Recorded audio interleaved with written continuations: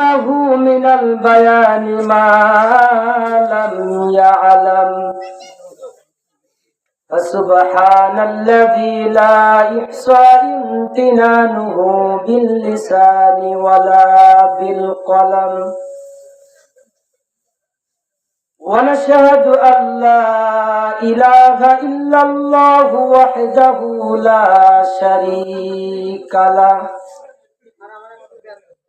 لا جد له ولا ند له ولا مثل له ولا معيل له ونشهد أن سيدنا وسندنا وحبيبنا ومولانا محمدا عبده ورسوله أرسله الله تعالى بالحق بشيرا ونذيرا وداعيا إلى الله بإذنه وسراجا وقمرا منيرا أما بعد فأعوذ بالله من الشيطان الرجيم بسم الله الرحمن الرحيم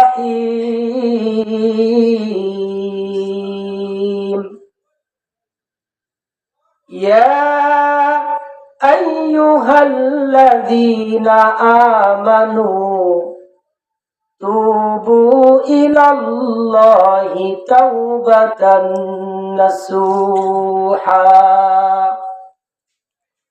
وعن ابن مسعود رضي الله تعالى عنه قال قال رسول الله صلى الله عليه وسلم الندم توبة التائب من الذنب كمن لا ذنب له رواه ابن ماجه أو كما قال عليه الصلاة والسلام وقال تعالى في شان حبيب رسول الله صلى الله عليه وسلم إن الله وملائكته يصلون على النبي يا أيها الذين آمنوا صلوا عليه وسلموا تسليما সকলে একবার জবান খুলে দৌড়তে বের পড়ি আল্লাহুম্মা সাল্লি আলা محمد وعلى آل محمد كما صليت على إبراهيم وعلى آل إبراهيم إنك حميد مجيد اللهم بارك على محمد وعلى آل محمد كما باركت على إبراهيم وعلى آل إبراهيم إنك حميد مجيد صدق الله مولانا العظيم وصدق رسوله النبي الأمي الكريم ونحن على ذلك من الشاهدين والشاكرين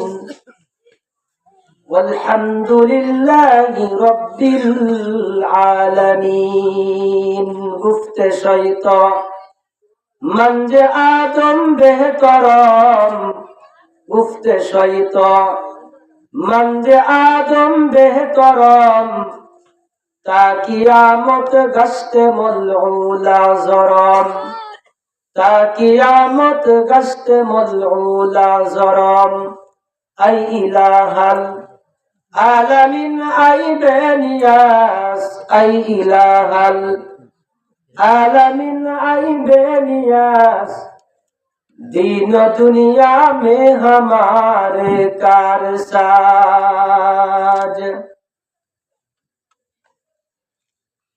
সকলে জবান খুলে একটু জিকির করি, জিকির করে নিজের অন্তরকে তরতাজা রাখি।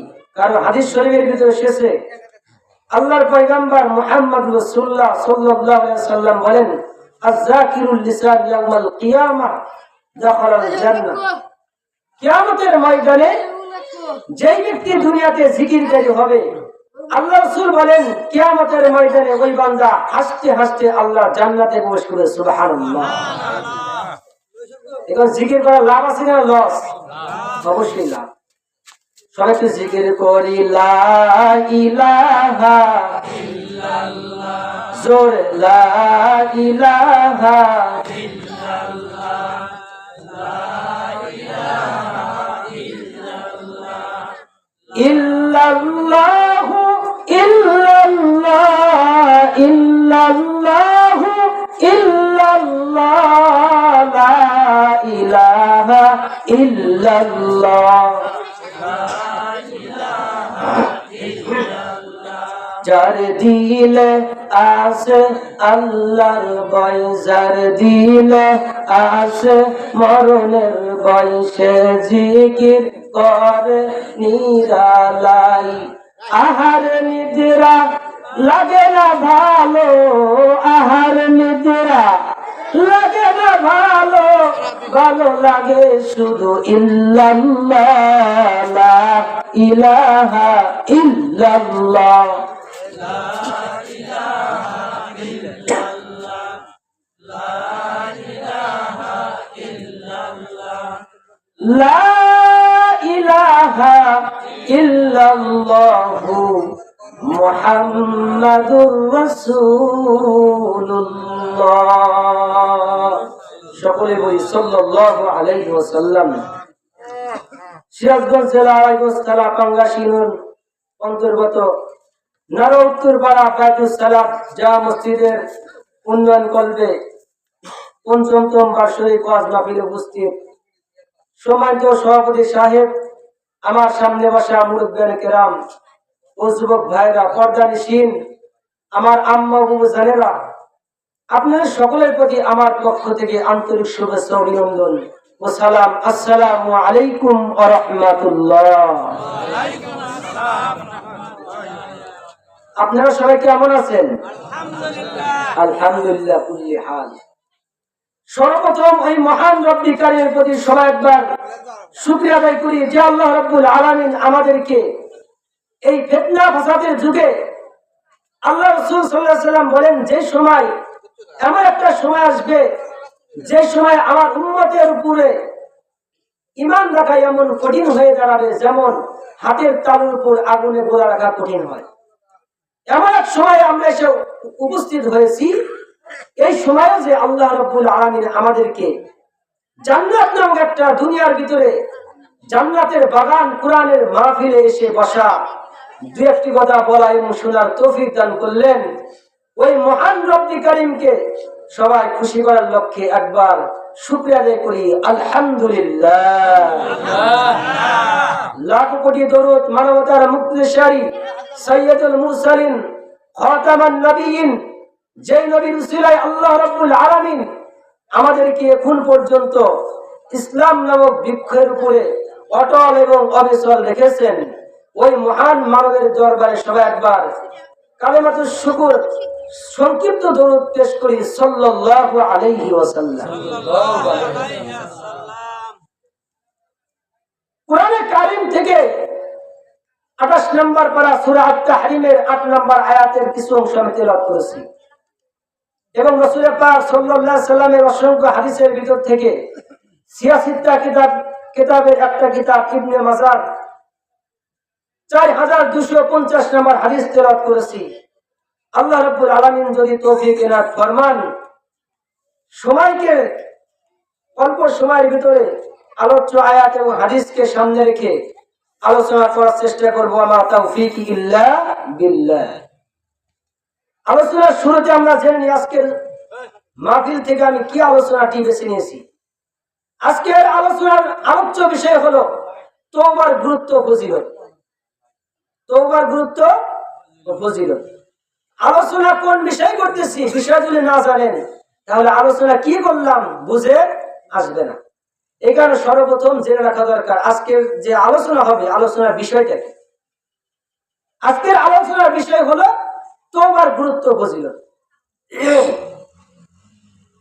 আল্লাহ রাব্বুল আলামিন যখন দুনিয়ার ভিতরে আদম সন্তানকে তার প্রতিনিধি হিসাবে দুনিয়াতে প্রেরণ করতে চাইলেন, তখন আল্লাহ রাব্বুল আলামিন ফেরেশতাদের নিকট পরামর্শ চাইলেন।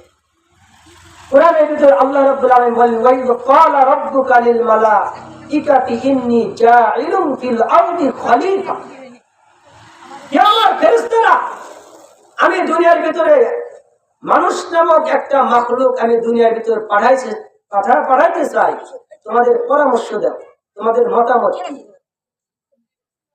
সকলে কি বললো?